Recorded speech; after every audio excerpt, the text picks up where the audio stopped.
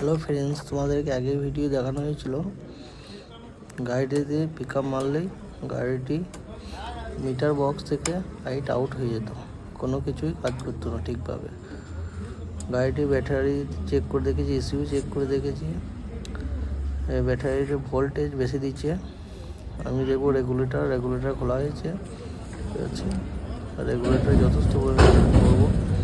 Regulator খারাপ হয়ে গেছে, কারণ ব্যাটারিতে মাল্টিমিটার দিয়ে দেখেছি ব্যাটারি চার্জ পরিমাণ মোটামুটি 19 দিচ্ছে, মানে হাই ভোল্টেজ দিচ্ছে।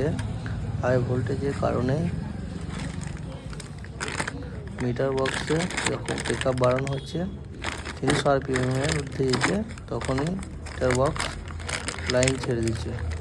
এইখানে আছে, আমি আজকে লাগাবো টিভিএস জেনুইন রেগুলেটর।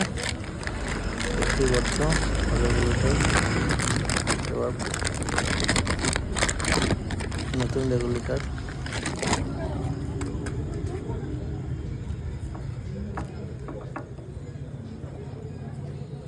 দেখো রেগুলেটর লাগিয়ে কি প্রবলেম সলভ হয় কি না হয় তোমাদের আজ ভিডিও দেখাবো।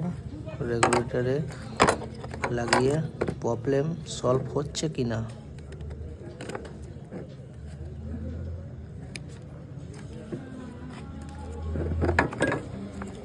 দেখবো। এখন রেগুলেটর লাগানো হচ্ছে।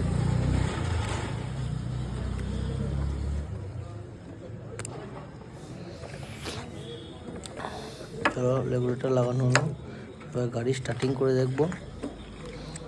গাড়ি পিক আপ বাড়াইলে মিটার বক্স থেকে লাইন আউট হচ্ছে কি না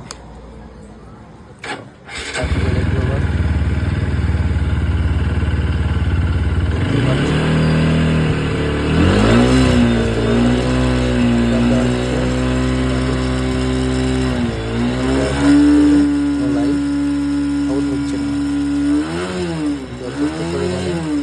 জিনিস না চেঞ্জ করে আর্মিচারটাকে ভালো করে যাচ্ছে।